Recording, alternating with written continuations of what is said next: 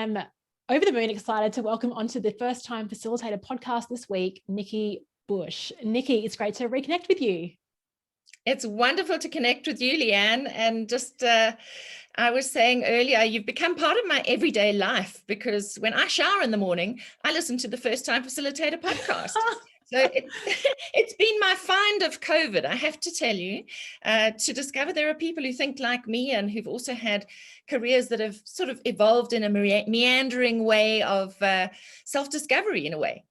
Oh, yeah, and we'll absolutely have to dive into that. But first of all, thank you for admitting that you listen to me while you're in the shower. That's amazing. I've had people like on dog walks and people walking in the forest and at work, but first shower time. So yeah, awesome to hear that.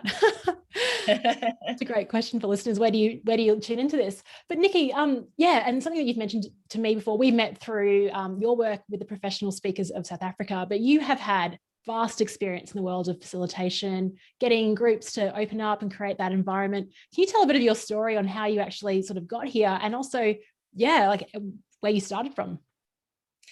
That is a super interesting question, Leanne, and I love interviews like this because they make me reflect on where I've been, what I've done, and how I've got to this place called here. I am a professional speaker. I am a best-selling author based in Johannesburg, South Africa, but I've actually had 3 different careers. So speaking was not where I started, although all 3 careers are linked through speaking and writing. So I qualified in public relations and communications and spent about 10 years or so in that arena. And I think that no experience is ever wasted or ever forgotten. Everything we do builds us up to wherever we find ourselves here. I eventually landed up running my own public relations consultancy for about 4 years. And then I fell into my passion. And I'm not sure how many people can say they fell into their passion, but quite literally, I got involved in a direct selling company, and they manufactured and sold educational games and toys. And I stumbled upon this thing called learning through play and the science of learning through play. And it just hit so many buttons for me. I came alive. It just had meaning for me. Suddenly I was involved in something that was a legacy career. I was impacting not just on my own life, but on generations to come, because I was educating parents. And whoever would have thought? I have a sister who is a professional teacher, and suddenly I was training and facilitating and leading a sales team. And I discovered all sorts of things about myself that I could train, that I've always been a leader, but suddenly this was real practical leadership in action. I could motivate people with a lollipop. And I discovered I could train the trainer. I could write training programs. I wasn't just writing training programs for my own team, but I became somebody who wrote training programs and presented them to the entire organization. And they had 8,000 sales staff on the ground. It was the biggest direct selling company in South Africa. But probably the most important thing I learned during that time was that if you help somebody get what they want, you will get what you want. And that was critical. I learned so much about human behavior, both because I was really getting deep into how human beings learn from a childhood and child development perspective, but I realized that adults are no different. And there were a couple of things that I really discovered, the drivers of human nature. The one is attention. People want to be noticed. And as a facilitator, that actually is a great skill to help people to realize that you see them. And then the second thing is control. People want to have control over their lives, over their work, over what's going on in the room. So attention and control are huge drivers of human behavior, and they either bring out positive attention-seeking behavior or negative attention-seeking behavior. And you can see that playing out in a family environment. You can see that playing out in a corporate environment, in a boardroom. There's a power struggle going on. And then there's this deep sense in a human being of a need for belonging and togetherness. And I think if you understand those three things, that kind of really underpins a lot of my work today. So I'm eternally grateful for the years that I spent in direct selling. And it was only about 3 or 4 years before I went back to writing and consulting in a kind of a PR capacity. And it was about 15 years ago that I became a professional speaker and author. In other words, I earn all of my living from standing up and using my voice. Just on the just about your voice, you've got a really, your voice is very easy to listen to. And as you were talking, I was like, you just can't not get hooked into your message. And I was like, is it your voice or is it the way that you're telling the story? Like I was noticing your pauses just at a meta level. You said that it's been 15 years now. 15 years ago, was that your style? Was that Nikki's style back then? Yes, I think one thing that's changed over the years is that I speak a little more slowly. But, I've always packed a powerful soundbite, and I've been able, I think my skill, and one of the important parts of my work, and I think for many facilitators, is to help people discover the essence of who they are. So often when we meet people, it's, hi, how do you do? I'm so-and-so, what do you do? And you describe yourself by the job that you do. And I always say to my audiences, I may be a speaker and author. That is what I do and how I express myself, but that's not who I am. Who I am is an analyzer and a synthesizer. I'm a creator and a teacher. But it's the analysis and the synthesis that gets me up in the morning, is taking complex ideas, complex concepts, and breaking them up and then repackaging them in an accessible way for people. And so that's really what I do. I started off 15 years ago in the parenting field, and that became my niche. And I became known as the creative parenting expert. That was not the title I gave myself. That's the title that I was given by the people, the audience that I served. Because I guess as parents, nothing unfolds in a straight line. And you have to creatively respond to what every day brings, because you're dealing with human beings who are not automatons. And so for about 10 years, I specialized and became a subject matter expert in that field, which was off the back of course, that career in direct selling, in learning through play. And I created a very good support network over those years because I did something. I believe in sharpening your saw all the time. And what you are doing with your First Time Facilitator podcast is exactly what I did for 5 years in my direct selling, or just post the direct selling career when I went back into public relations, was I wrote for the same company for 5 years. I was the editor of their internal newsletter for the sales staff and the external newsletter for their customers. And I had carte blanche to interview anybody I wanted, any experts in the field of child development. And that was, I was told, my degree in child development and child psychology, although I do not have a degree. And I do not profess to have a degree in any of those things. Even school headmasters used to come to me and say, if we didn't know, we would have said you had a master's in this and a doctorate in that and whatever, but we know you don't. And the great thing about that has been that I was never, ever a threat to any people who were employed. And largely, I started my career in schools, talking to staff, talking to parents, and I was never a threat. So I've always been the third party sell. And if you think about direct selling, think Tupperware, for example, or Avon. Yeah. That is the third party sell. Somebody hosts a party and brings in the specialist to talk about the product, but they're endorsing you by inviting you in. They're saying to their friend, she's good. I'm bringing her to tell you what you need to know. And that has been something that's been incredibly useful for me, understanding that dynamic as a speaker and facilitator. Because clients bring me in often to say what they've already said to their staff, but I'm not them. And it's a bit like the husband goes down to the pub hears something from his mate, comes home and says to his wife, you know what so-and-so told me? It's such a good idea, I'm going to do it.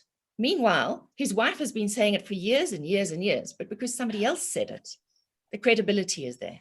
I remember that. I remember that all too well. Unfortunately, from this perspective, as I was internally going, we should do this, we should do this. And then 6 months later, a consultant would come in and say the same thing. And everyone's like, wow, genius ideas. So it absolutely plays out like that. And yeah, maybe that's why, I mean, as we do get a gig with a client, they are endorsing us to come in because they know that maybe they resonate with what we're about, what our content and focus is.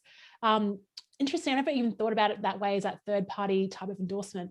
I want to talk about your earlier point around, you said that adults, we like to play like kids do, like we're all just humans. I've had recent conversations with people and they're like, oh, I'm working with an exec team now. And like they get all fearful. It's like, well, have you done this work before with like other teams? I said, yeah, I have, but never with executives. And I'm like, they're just human. Like, you don't have to raise the stakes. What would your response be to that, given you've worked with so many different groups? Yes, well, I think I've been through and still go through those feelings of, who the hell am I to be doing this work with these people? But I have to remind myself all the time that they are just human. And human beings are born to play. It is it's another language. It is a language that transcends the language we use when we speak. And so it augments what we say. And even in my first keynotes, because I realized when I was listening to your podcast a few episodes ago, you interviewed somebody who said she started her facilitation career, actually, I think doing Microsoft training. And I went, oh my goodness, because she was talking about product knowledge training being a good grounding for facilitation. And I went, of course, that's exactly how I started as a facilitator, by doing product knowledge training. And then it became subject matter training. And now it's beyond even that. Now it's really actually about human connection at the end of the day. Mm-hmm. And in my original keynotes, when I was nervous, my opening, my first 5 minutes, because that's when you get your credibility, I found that the hardest part of keynoting. So as quickly as I could, I transitioned into a process. And the minute I transitioned into a process, I took the attention off me. I could breathe, I could focus on the audience, and then I could bring the attention back to me. And I found that so empowering. And I did it for years and years and years. And then that turned into complete facilitated conversations and workshops. So I now do a combination of keynoting and facilitation. And I think what's been interesting with going virtual is that keynoters in a virtual environment have to be facilitators. Yes. And so your term of being a facilitator or a facility coach or, what facility speaker is so true.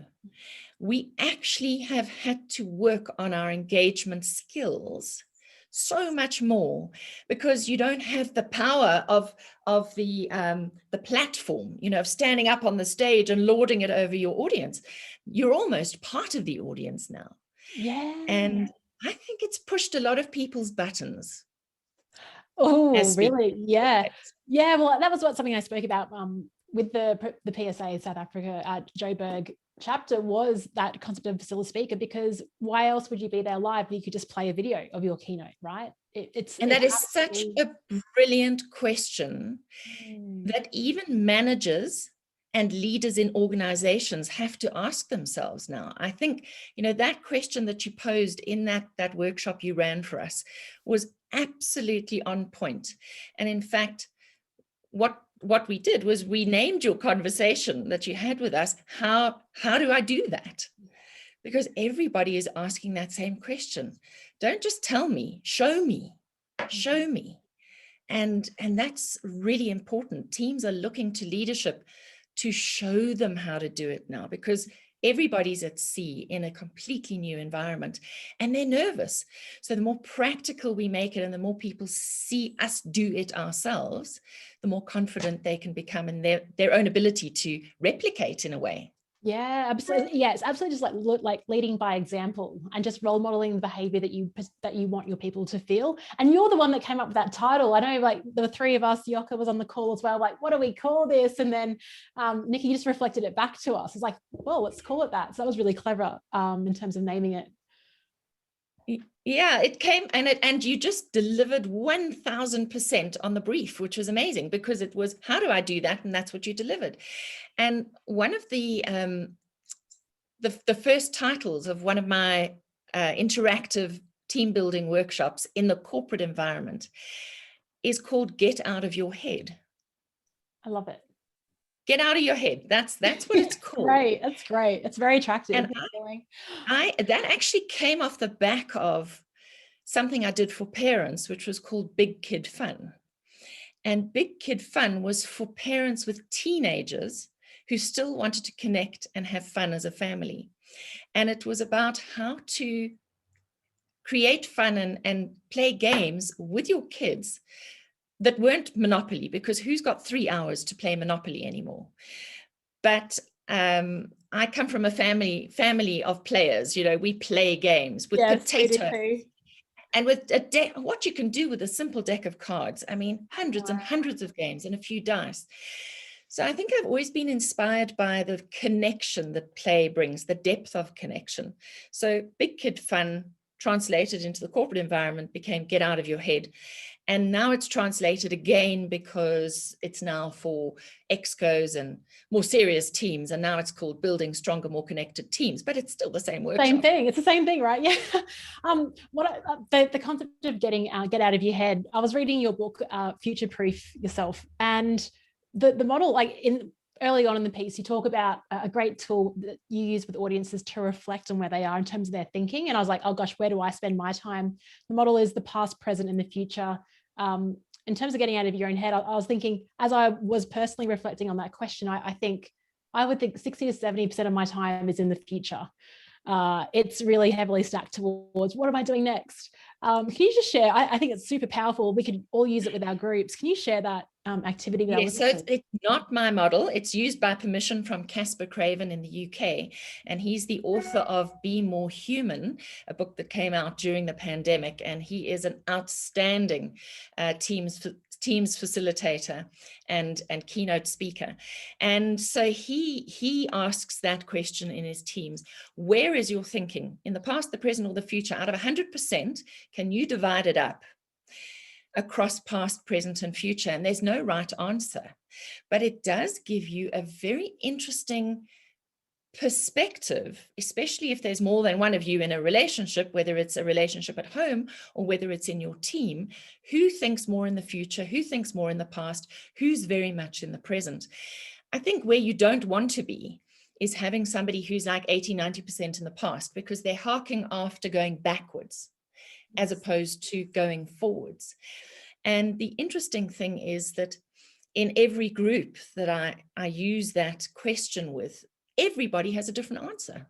And it's great for actually helping people appreciate each other in a different way. And, you know, if you've got somebody in the organization, like your leader is probably more in the future, your team leader is probably going to have a higher percentage of thinking in the future, and quite a bit in the present, and probably very little in the past. Yeah. So it's an interesting way of, I guess, it's a snapshot view. It's not empirical, but it's lovely. When I think of, like, maybe I've never really been in conflict with people at work, but when I can be frustrated with someone or vice versa, they're frustrated with me, I think it's because either they're thinking in the past and like there's that sort of clashing of, but that's what diversity is all about, is bringing in those views and appreciating that perspective, because you need all three, right? Like, it's good to consider absolutely all three. Absolutely. And, you know, you might find there's that custodian in the team who remembers the corporate culture from 20 years ago and how it's evolved. You need those people. Absolutely. Now, another thing I love to talk to you about, because you bring such great presence. If you're watching us on YouTube, you'll see Nikki's present. She's just got like, just looks great. The lighting's amazing. Your background just looks, I love your bookshelf. One thing I was reading your book and I laughed out loud. You talked about, getting set up for remote work, and you mentioned that one time you were on a call and a parrot escaped and landed on your head during a virtual meeting.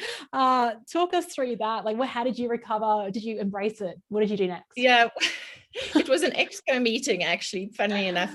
Yeah. And it was during lockdown. And during lockdown, the beginning of lockdown, I was not living and working in a space that was conducive to the work I was doing. So my background is that I used to live in a big house 3 and a bit years ago that I'd lived in for 23 years. And we had a real big family tragedy, and my husband was actually murdered in our home. We had a home invasion. I do live in South Africa, a fairly unpredictable country. And yeah, it was one of those what if moments you think will never happen to you. It happened to us. And one of the things was that we could not go home. My youngest son could not sleep in our home again. So we had to sell. So we didn't just lose my husband, we lost our home at the same time. And I started renting because I didn't know if I wanted to buy a house, where I wanted to buy a home, even if I wanted to stay in my country at that point. Yeah. And I was renting a small cluster home, very open plan. And I was working in the open plan because my one son was away at university. My other son went overseas for about 7 months. I was not expecting in lockdown to have both my sons home in their 20s, to have my domestic helper and her husband in lockdown with us as well, and 3 dogs and a parrot. Parrot. And I am presenting in the center of the home. And it was a nighttime exco meeting, and my son happened to open the cage door to take his parrot out, to give it some, hands-on time. Well, I think because of my lights, it just made a beeline and landed on my head. And it's become, in that particular exco, of course, it's become the joke. It's amazing. And they'll never forget me because of the parrot that landed on my head. We talk about creating unpredictable workshop experiences. And I, out of that story, I would have thought maybe the 3 dogs would have been, the main character. The fact that the parrot beelined it, I was laughing. I loved it. But I think, well, the thing is, as well. I have a fear of flying birds. I don't mind animals, but birds, if a bird comes in from outside and gets trapped inside, that would be my worst nightmare.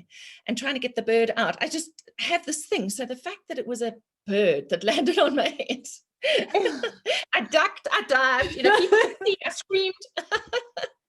And then I just sat there with it on my head. Oh my gosh, amazing. It's the best story. It's the best virtual one I've heard so far in terms of something that's kind of photo bombed or video bombed your call. How are you finding the virtual workshop? I'm actually have to dry my eyes because I'm laughing so hard. How are you finding the virtual, coming from your experience being a speaker on stage with those lights, getting the energy? What's your transition been like? And do you have any sort of advice for listeners that are still trying to make that, become more of a facilitator and create that engagement and energy without parrots? Yes. So yes, I think there are loads of tools that are available, and you're an absolute expert at just distilling what those tools are. But I think it's to be more interactive with your audience. Once again, a little bit like I used to do that process in my early keynotes, very, very close up front. I do polling straight away. So I open my virtual presentation. Within the first 5 minutes, I am doing an audience poll just to test what I call the emotional temperature of the audience, to give me a bit of depth perception with my audience so that I can feedback and respond. So I will ask a question. Let's test your emotional temperature right now.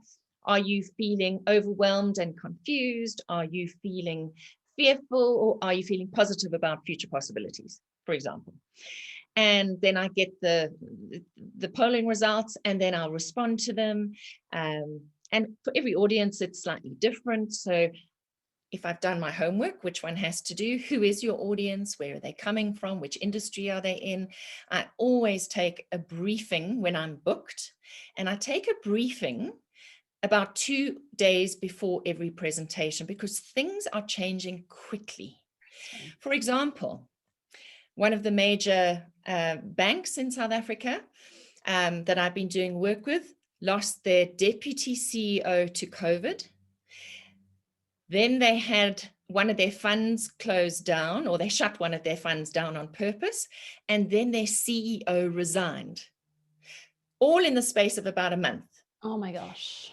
Now you have to know those things before you engage with an audience, because not only was that audience suffering with COVID, the loss of control, and the loss of control actually brings up grief and loss. Even if somebody hasn't lost a person, they feel a loss of control, which is massive. As I said earlier today, attention and control are two key drivers of human behavior. So in that situation, the fact that I knew of these other changes and losses, and if people haven't been paid the bonuses they were expecting, that's a loss. So to be able to be sensitive to that, to gear your presentation to accommodate those feelings is very important.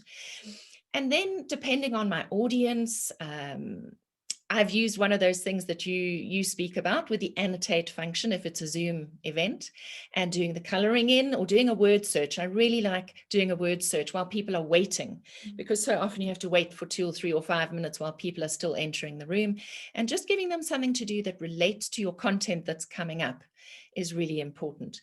And then breakaway rooms are fantastic if you've got the time, and even doing something like brain gym. So once again, because I've had all the years in child development, I bring things in like Leanne right now. I see that you're fading a little bit. I wouldn't say that, but let's just wake up our brains. Let's do elephant ears. Let's open up our ears to listen better. So you uncurl the edges of your ears. And if we want to cross the midline, which is connecting both left and right sides of the brain, I tell everybody to get up, cross your arms, cross your legs, and then do pull-ups. Those are called pull-ups or hookups. Now that, and I usually do breath work as well. So let's take a big breath in and then out.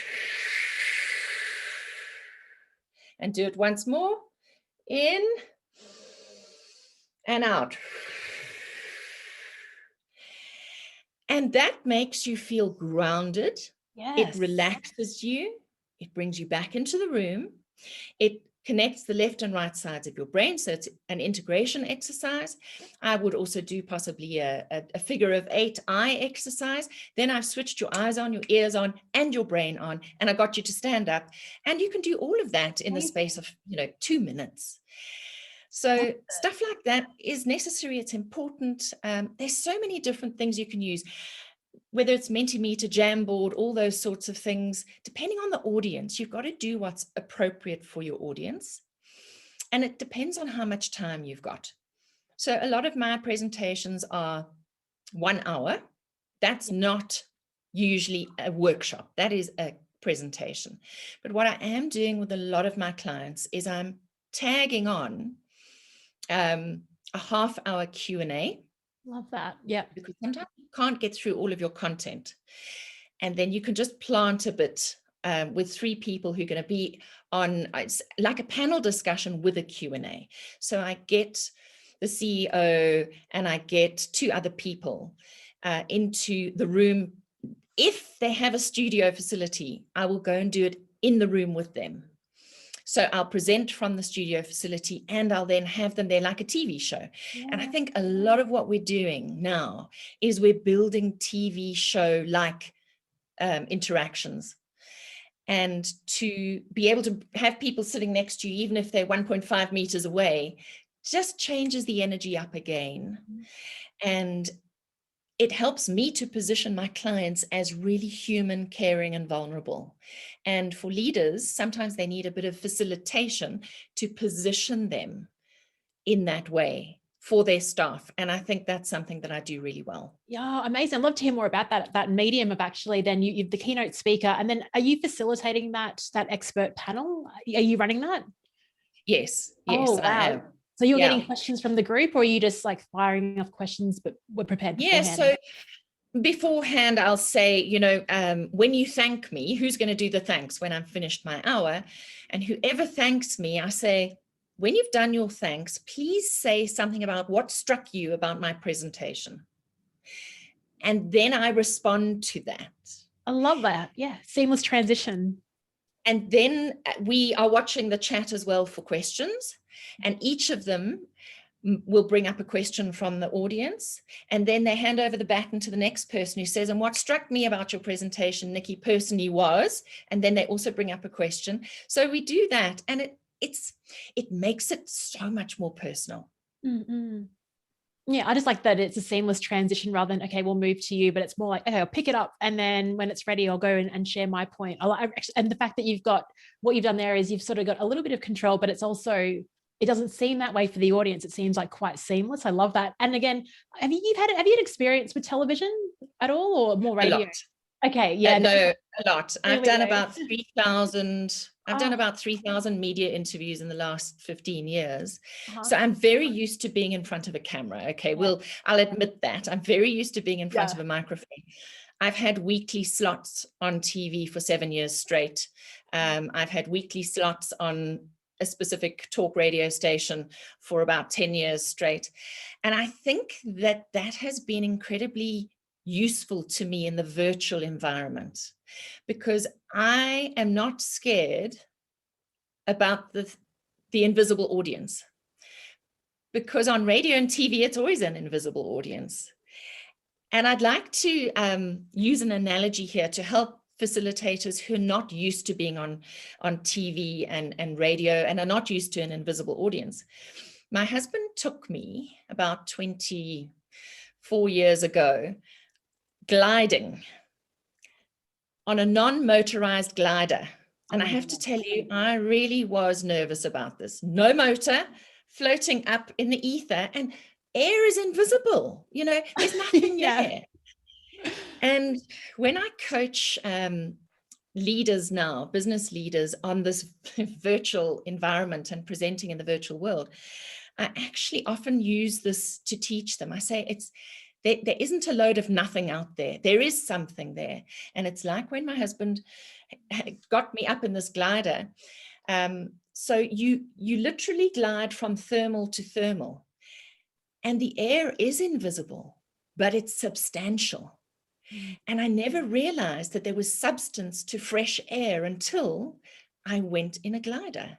And you literally go from thermal to thermal. You land on this air and you spin around on this pocket of air, and then you jump to another one. And so when I am in this virtual space, I think that's the analogy I've probably got in my head. I love it. And if you build in that interactivity, you've got people out there, but it's really good to watch the numbers, because if your numbers start going down, you've got to do something, to bring them back. And I have to say with confidence that I watch those numbers and they very, very rarely move. And you said something earlier about my voice and my presence. And I used to take my mum to my first couple of years of presenting for a living. I often used to take her with me, and she used to sell my books at the back of the room. And she is my best critic and also my biggest supporter. She used to sit in the back of the room and watch the audience.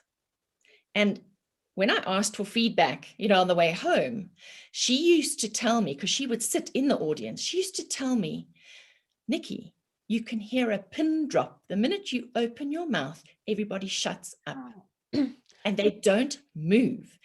And in fact, sometimes I'm looking at them not moving. I'm going, are they listening to me? It's like they're in a trance. I'm not sure. Anyway, I have discovered they actually are listening to me and they are taking it all in. Wow. So yeah. And I think that before you even open your mouth, if you've got that presence already, there's something else that you're doing, right? It's not only the voice, it's probably that command. I don't know. It'd be interesting for you to re-engineer what that would be in terms of your presence. Yeah, I don't know what it is, because it's I think there is self-belief, but I have to tell you and be really honest that I often have imposter syndrome. So, I'm like everybody else. Do I get nervous like I used to when I first started facilitating and presenting? No, I don't. But there is a level of performance anxiety. But I think that I'm now just the wrong side of 50. And I love being this age. I have to be honest. I love being this age because I think you've got your networks and you've done stuff. Yeah. You've experienced life. You've had so many different kinds of audiences. However, every single audience is unique and you can never take your experience for granted, ever. And you have to behave as if you are a first-time facilitator every time. Yep. And you always learn something from an audience. You cannot know everything. And I think being open to learning about yourself is maybe one of the keys to being a good facilitator and presenter, because you never get stale. You're always reinventing, and reinvention is so important. We used to produce a talk that you could do over and over again for 5 years straight. You can't do that anymore. I'm finding that everything needs to be customized on the fly. Even if it's the same presentation, it's customized for each client every time. So there's a lot of thinking on your feet now. And I think even a keynote presenter is having to think like a facilitator, and our clients are having to think like facilitators and coaches in order to manage their teams. Yeah, it's like facilitation, the skills, like stepping out of the shadows finally, because of what we've had to adapt to. Totally. I completely agree with you. And I think speaking and writing are a really powerful, mean combination of skills. If you can actually harness those skills. And that's why I always say, if you get an opportunity to speak on radio or TV, for me, that is sharpening my saw. People say, why do you still do it? Why do you still put so much time into this? And I've never sent out a press release in my whole life, despite the fact that I have a PR background. But people say, you don't need that for credibility anymore. Why do you waste your time in the media?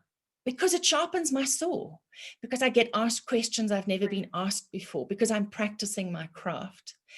And take every opportunity that you can. And if you're a first-time facilitator and you're not being paid very much yet, every time you are paid, you are being paid to market yourself. Yes. Even if you're just starting out and you're not charging top of the range fees, see it as an opportunity to practice and to sharpen your saw and be paid to do it, even if it's not a lot. That's right. Look, before we end, I've just got to ask you a question on that, because you've opened a story loop there. You said you've never done a press release before, but you've had all this media attention. How did you do that? Throwing that question back at you now. How do you do that? That is a very good question. And all I can say to you is always be relevant. Mm-hmm. Always have a sound bite. I think I just add value. If you add value, people will ask you, and you must always speak to the highest potential in every audience, because you never know who is sitting in your audience. My weekly slots on radio and TV came because I was standing in a school hall presenting to a bunch of parents, and in my audience one night were 2 producers of the top talk show in South Africa, talk radio show. They went back to the host, the face of the show, and said, we sat in this talk last night with this Nikki Bush, and you have to get her on your show. And he phoned me personally and said, my producers, and he phoned nobody, my producers said. And there I went onto his show. And after that, 7-10 years later, I'm still on that station in varying capacities as a guest. I don't run my own show, but I have regular slots. And so your craft, always be sharpening your saw, always be adding to your knowledge bank and keeping current, and learn how to pack a soundbite. That's something I talk about, short, sexy sound bites. We have to, and that's where frameworks are quite useful. Mm-hmm. because you can distill them into something short, sharp, and sexy, and people can see it. So creating visual pictures for people is very important. Oh my gosh, amazing. Yeah, well, absolutely, like that gliding story. I got that visual, and it really struck home, because a lot of people, because if they can't get that immediate feedback, if they can't see the response, they assume that there is no air. But what you're saying is that it is, you don't have to see it to believe it. Just have faith that it is there if you're doing a great job. So Nikki, you're an amazing human. Thank you so much for, this could have been like a Joe Rogan 3-hour episode today, but I am mindful of your time. If our listeners would love to ask you more questions, find out about the work that you do, where can we send them?